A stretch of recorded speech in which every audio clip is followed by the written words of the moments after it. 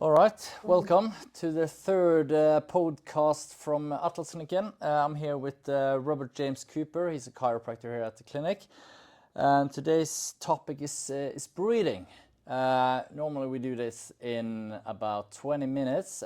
Breathing is a much larger topic, but we will cover as much as possible. Rob works a lot with breathing, combined with manual therapy and advice, etc. So he's the clinic's expert in this topic here. So, Rob, let's start off with why is breathing so important? Well, Aleksander, I think it's a great question to start with because people often don't realize how many things breathing actually does for you. So if you think as you take a simple breath in, and we're taking somewhere in the region of sort of 12 to 20 breaths per minute, should be somewhere around 10 to 12, but we'll touch on that in a moment. But as we're breathing in, it can have immense changes, especially if we do some good quality breathing to our emotional health, to our cardiovascular health, to our blood system and the rest of those bits coming through. Our lymphatics can also benefit from those things. Our metabolism, and even as I say, our fight or flight system can be regulated by our breathing. So there's a lot of things that as we go into that breathing, and especially if we can breathe into the diaphragm, it can have an effect on. And also it will have a slight effect on your digestive system as it's putting extra pressure down through that. Yeah. So there's a lot that comes through. The fight and flight is a thing that many can relate to. Yeah. Being at the roller coaster, for example, and scared during some of the roller coasters, the respiration will go up. Same would go if you meet a lion or a shark, I guess. But if you sit down in the couch enjoying a nice glass of wine, etc., and nice music, probably your heart rate will go down a little bit. And I think many people has the possibility to regulate their breathing pattern better than they actually believe. I think you're absolutely right there. Another reason why it's really, really important for me is because the people that come into clinic, when you see people, for example, that can't walk very well, struggling with their walking, and that's having an impact on what's going on. Now, I went to a seminar once with a world-renowned gait expert talking about walking, and he was saying that when people come to his lab, if they can't breathe, then he's not going to try and teach them to walk. Yeah. So he's basically going to start working with them on their breathing first, and then as soon as they have that breathing and that control, then they can start going through. And that's really stuck with me. And so anyone that comes into clinic that's got problems ambulating, problems walking, I usually will check to see that they're breathing okay. And even people that have odd injuries with their legs or with their shoulders, because it ties everything together and helps everything work properly as we're going through. And if we can't breathe deep enough, or we're breathing up here, then you wouldn't be surprised if people would have problems with their neck or problems with their ribs. The same goes for like the normal human beings like me and you, but we have the top athletes. If they don't control and regulate the breathing through a world-class activity, running or whatever, swimming, they won't perform as good, because they reach the lactate phase and get cramps, and the endurance in the muscles reduce, etc. Power it reduces, etc.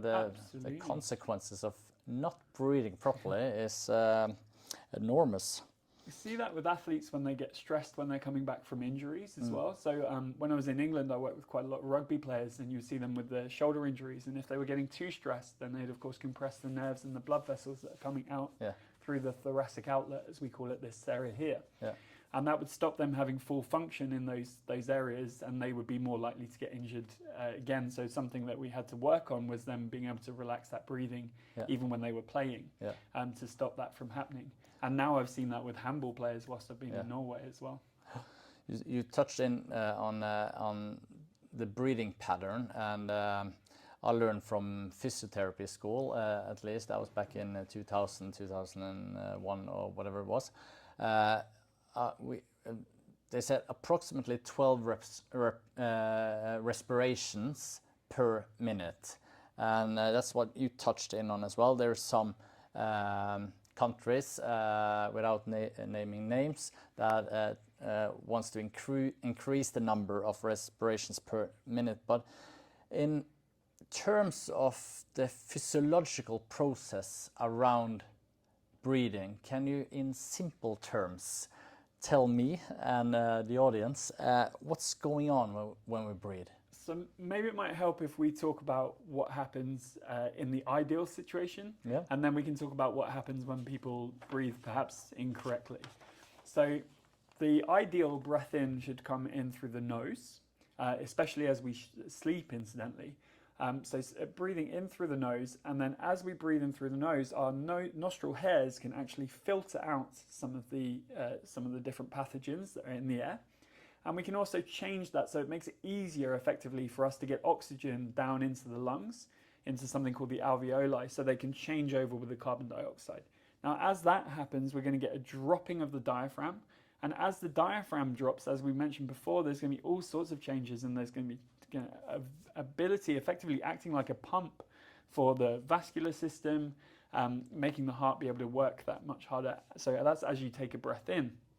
Now, as you take a breath out, now what you're going to get is the heart rate starts to slow down, and then everything calms down through there. So you'll get a big kind of response through your vagus nerve system, the rest of those bits, which is why I laugh when you think about if someone's very stressed, if they've got an exam or something, they say, oh, take some deep breaths in. That's actually going to elevate their heart rate. Yeah. So what you ideally want to do is you want to concentrate on that breath out, and we'll talk about that a little bit more with some of the studies that have come out. So that breath out is longer, and if that breath out can be longer, especially when you want to calm yourself down, that can really help, as I say, all of those systems work. And a lot of people don't realize that it's a big part of metabolism, and losing weight is actually being able to breathe out the fat that they're wanting to lose as well. So it sounds complicated for me as a professional. Mm-hmm. It's basically like a huge car manufacturers with different station making different stuff. The diaphragm, the captain on the inspiration breathing team, the heart, the lungs, the circulation process is all involved. But what you're saying is that we can simplify by focusing on inspiration through the nose. And extend the expiration. You can expire through your nose or through your mouth. But it's, as I say, that breathing out, if you can extend that more often, you'll feel less stressed in general because of the way that the chemistry works. So in terms of your clinical experience, which is many years, what do you see often goes wrong with your patients, and maybe observations through your seminars and congresses, etc.? What is going on in the public? What are we all doing wrong often? I think it's the classic, isn't it? It's the sat down, and then I often call it compressed and stressed.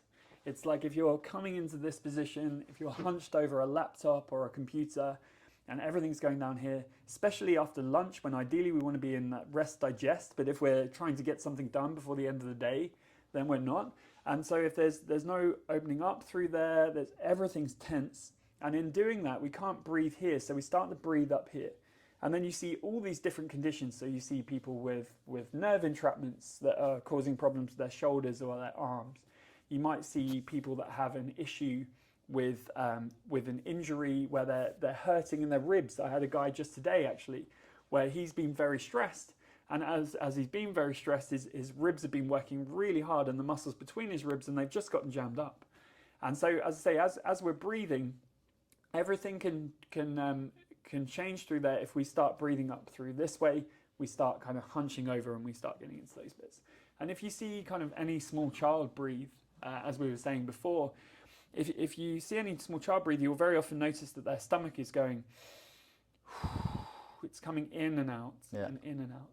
And I would say probably another thing that I see quite a bit of in clinic is, particularly if someone's had like a long-standing back pain, we'll see them holding on a lot to their abdominals, which ironically can sometimes be the cause of their long-standing back pain in the long run. But if they're holding on through here, or say they have been taught at some point that it's better to suck themselves in so they look better that way, And those people that are habitually doing that will often struggle to breathe anywhere else but up here.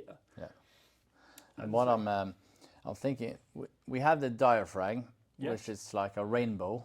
Yes. Sitting in a tense position. When you breathe in, it goes down. Yeah. Yes. And when you breathe out, it goes up again. That's right. That, I don't know how many percent that counts for inspiration and expiration. But then we have the assisting inspiration muscle, as far as I can recall from school. These are the muscles between the ribs. Yes, the intercostals, yes. Yeah. And we have the neck muscles. Yes. The problem is that those muscles are not designed to breathe 12 respirations per minute throughout the whole day. So if we stop breathing all through down to our stomach, like you call it the small child breathing, then these muscles need to work much harder and much longer. It's pretty much like a human being working 4 hours overtime each day, including Saturday and Sunday. Yeah. Eventually, they will produce some sort of symptoms or go crazy. Yeah, as soon as we start using these muscles so much, I actually call these muscles like your marathon runner muscles, because if you see people like heaving in breath at the end of running a marathon, they're trying to get oxygen back into their body and once they've stopped and to regulate everything. And so if they're breathing really deeply in through here, then of course at that point they need that. Yeah. But what we see oftentimes is that people are running around literally in that sort of marathon runner breathing pattern without using all of their resources that they have. So like you say, if we start talking about kind of which part of the lungs they're able to use, then effectively they're just using the upper parts and they're just trying to kind of they're not using their full capacity. Yeah, but in these cases though, and in your clinic, your recommendations as well, if some of the audience here think or experience that their breathing habit and pattern is not optimal, what type of exercises or breathing techniques can it do to relieve the stress a little bit and optimize the oxygen and CO2 metabolism? So I'd say we'll maybe split this into two parts. Possibly one of the easiest things you can do before you go to bed at night is just to make sure that you're actually breathing down into there. So if you placed your hands over your stomach and you were just breathing in through your nose and playing around with this as if it was blowing up like a balloon as you breathe in and coming back towards the spine as you breathe out. If you do 5, 6, maybe even 10 of those breaths before you go to sleep, then chances are your brain's going to be much more on that line of breathing so that as you sleep, you're going to be in a much better place coming through there. So that's one thing I would say that you can do. The second one that you could do is just day to day is something called the physiological sigh, which if you're very stressed or you find yourself being very stressed, then what you can do is you can go into like a double breath in. So it's like a very short, a very long inhale through the nose. And then what you do is as you get to the top of that breath in through the nose, you sneak an extra one. So it's, and then you breathe out. And the ideal breath out is to breathe out through pursed lips as if through a straw. And I know you were saying that you've got some experience with this from when you were working. Yeah, because when I worked as a physiotherapist, I'm also a chiropractor and practice both of them. But when I did work as a physio, I did work at the hospital at the lung department. And we did primarily treat COPD and emphysema patients. Emphysema is when the diaphragm drops down permanently. So the capacity of diaphragm is reduced significantly. So the assisting muscle, ribs, and neck muscle, they need to work overdrive. But the thing we also use there for training the diaphragm a little bit, but also getting rid of mucus, which is sometimes problematic, is basically doing 5 to 10 forced expirations. You can either do it through a straw or basically without straw through your arms. So basically it goes like this. You breathe in with your nose, deep in, and you just prolong the expiration.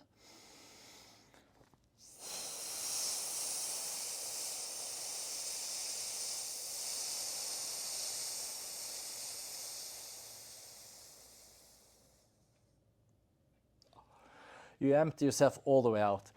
I wouldn't recommend to do like 20 times because you might get dizzy here. So try 3 first time, and then you can gradually increase up to 10 times maximum, I think. And you can also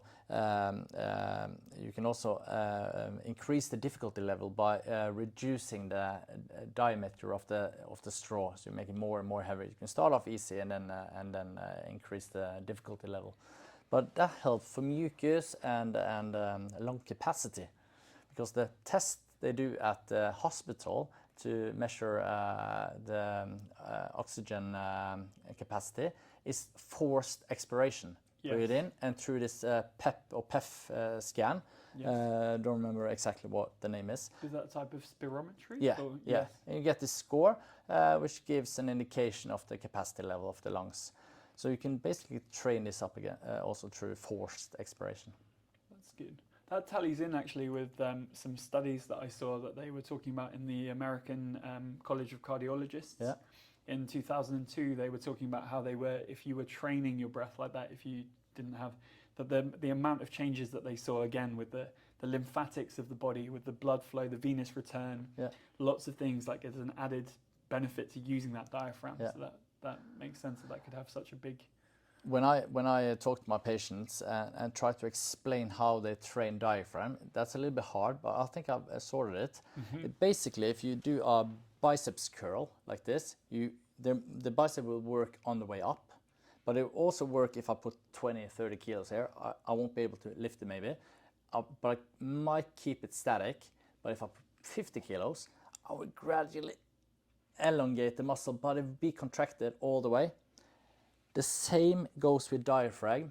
You slowly get it up into full tension, short bicep, short, full tension, but you train on this way. So that's called eccentric training. And you can Google that. Mm-hmm. That's very common. We do eccentric training in all sorts of inflammatory muscle and tendon disorders. Yeah. But there's no inflammation here. It's just, we just need some power.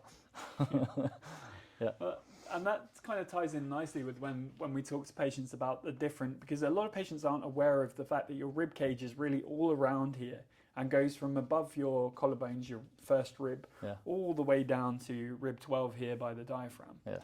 And so very often they'll end up using those ribs differently, and that again can contribute. So we find people with different muscles that may be stuck in between the ribs, like we talked about that way, or maybe even a rib that's not moving very well. And then if we can take those and help those move better in all situations, not just on the bench, but also in real life, then you start to see these big changes. Yeah. And that's the really exciting thing. And sometimes you even see changes in blood pressure, which is backed up with the studies that you see there as well, is that people can actually lower their blood pressure through having better breathing mechanics and working better through there.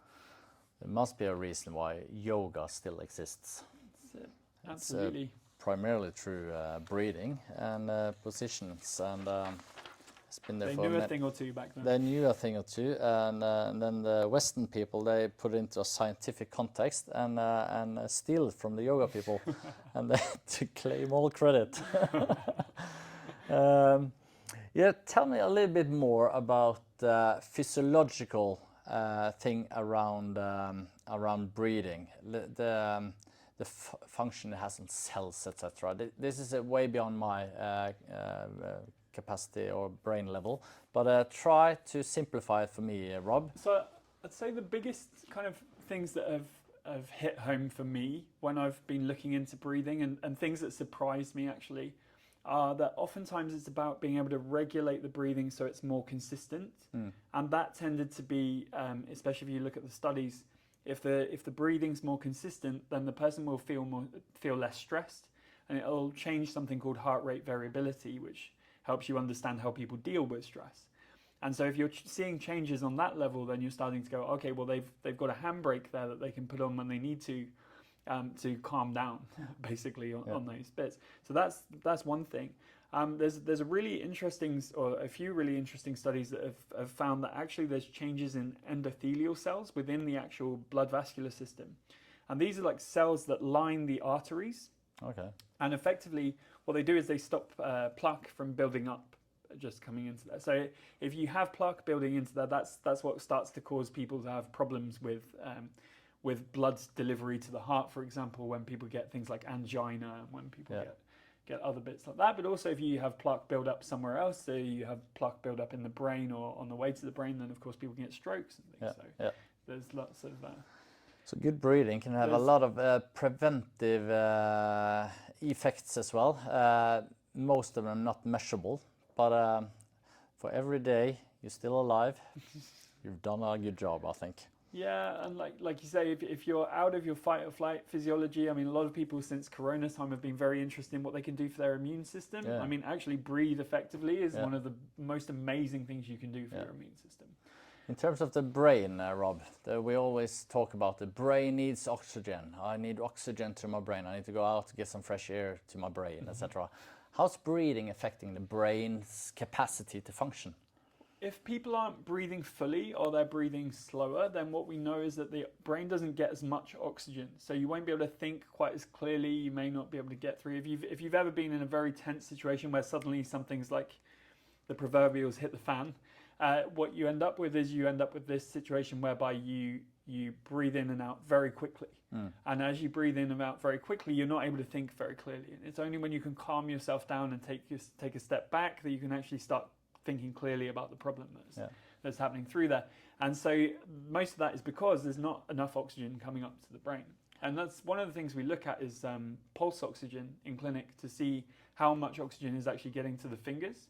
Because if the brain is needing a lot, so the opposite way around, if the brain's really injured, then you'll often find that there's not as much oxygen going to the fingers and that there's much more going up towards the brain to try and help out. So you need it for your capacity effectively on those bits coming through there. And obviously extra oxygen to the brain and body is going to be really important and help you reduce those stress hormones and also make you feel good. Like there's an awful lot of endorphins that come from good breathing, which is probably why one aspect of when you've been for a run or something, you come back and you get that endorphin hit, that endogenous morphine that's in the body. I'm thinking of that I should try to summarize for the public before I challenge you with a question relating to the take-home message, what the public can do to improve their breathing.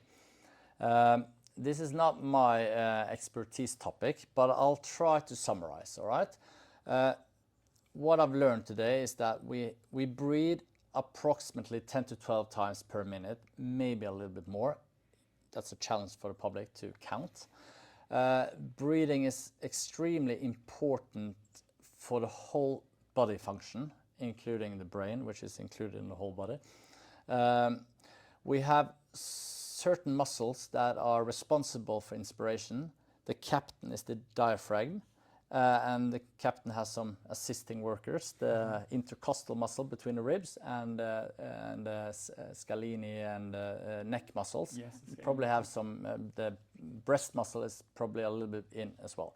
If the diaphragm isn't working properly, either because the person is stressed and consciously breathe on the upper lobe and not all the way down to the tummy like the baby, what do you call it again? Baby breathing. Like the small child breathing. Small child breathing. Then the workload would be too high. And that would cause a lot of physical problems. That could be neck pain, could be mid-back pain, could provoke some of the channels where the nerve and blood artery go down to the arm. It could cause tingling or numbness, etc. Pretty much the same as a disc prolapse symptoms. And maybe not everyone knows that the lung has 3 divisions, basically like a house: first floor, second floor, basement. Good breathing will air out the bad air in the basement. If not, there's a terrible smell in the basement. So keep that in mind. Try to circulate all floors. And we have 12 ribs on each side.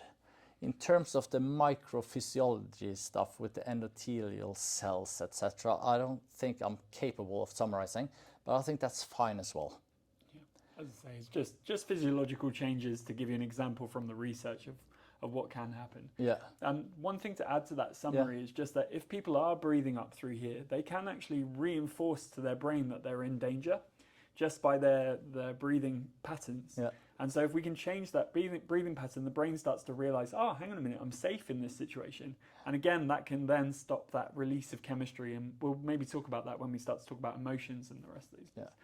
And one more thing is that since the lungs is inside the rib cage, and most people are in this forced flexion position, you kind of compress the lungs as well. It's very difficult to what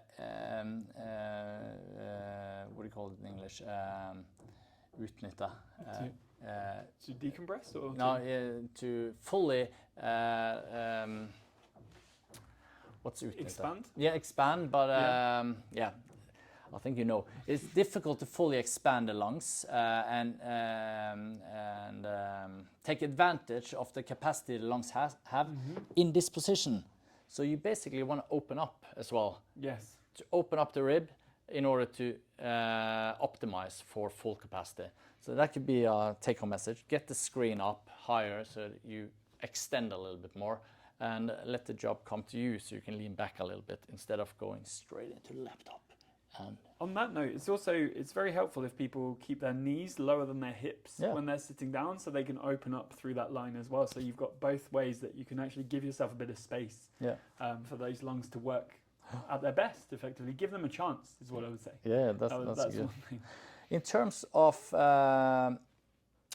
take-home message for exercise and how can they improve their function, is there any tests they can buy at the pharmacy to measure it themselves and do training for, let's say, 4 to 6 weeks and remeasure, and then 6 weeks again and remeasure? Is that a possibility? They could buy some spirometry equipment, some basic equipment to test how much their forced expiratory volume is. But also, if they're just testing, if they count, like you said, if they count the amount of breaths they have per minute, they can see if that's, but just check in on that. That can be a really good thing to do. One thing that's really good resource for this sort of thing, and it's well written, is a book called Breathe by a man called James Nestor. And he's basically put together a lot of the research into a basic way of understanding. And he is a big advocate for ensuring that you breathe through the nose. So he actually even has things that he recommends. So overnight, for example, they recommend putting a bit of medical tape over the mouth so that you're breathing just in through the nose. And I would probably add to that and say, if you could then lay on your side with a pillow between your ear and your shoulder and a pillow between your knees, if you're struggling with breathing, that would put you in kind of the optimum position to be able to then breathe. And help those things overnight. So if you're someone that struggles with snoring or sleep apnea or any of those things, that can have a big effect on that. And what they've actually shown, just as a takeaway as well, because everyone's always interested in being more beautiful or looking better, is that they've actually found that if people are breathing through their mouth, that over the time it has a derogatory effect on their facial structure. So it can be a very good thing just for aesthetics and being more beautiful, effectively. When you might be sued by the Botox pharmaceutical company now. Other than tape, focus on breathing, dark room, for example, putting yourself in maybe a flat position or in a chair. You could certainly do that. I think, as we spoke about before, probably the easiest way is just to be lying down, putting your hand on your stomach and just seeing if you can get that feeling of breathing in and filling up like a balloon. Now, some people will struggle with this, and if they do, then there's always help available. Like, you can contact ourselves, or you can contact someone else that has experience with these breathing techniques and finding out literally whereabouts things are going wrong. Because very often with these things, it's not necessarily where you think that it might be coming. So you may have a manifestation of those symptoms coming up into your neck, for example, that you've got this chronic neck problem that just keeps going round and round. And if you're actually honest with yourself, it's because you're breathing like this. So then if you're really struggling to come back and be able to breathe down through there, then ask for help. It's, as they were, we're more than happy to point you in the right direction. Yeah, it's good. But I think that's 3 good take-home exercises. It's keep your hand on the tummy. Yes. And feel the oxygen volume getting your lungs through expansion feel like of the capacity. Yeah, absolutely. Try tape over the mouth. If that's uncomfortable, try half a tape then to start with. Yeah. And try forced expiration. Try those 3. Otherwise, try to go on YouTube and Google a little bit, get some inspiration, or you can also check out our own Atlasklinikken YouTube channel. There's some exercises on there that are very useful, particularly if you're Norwegian. Then you'll see some on there that our osteopath Elisa has put out there recently. Yeah, that's true. I forgot about that channel, but there's a new exercise every Monday. There you go. Well, I think this is good, Rob. We touched in on different stuff, and hopefully all of us are a little bit wiser. And I'll definitely try the breathing technique at home. There we go. Yeah. Excellent stuff. All right. Until next time. Yeah. Another Look forward topic. to it. See how that goes.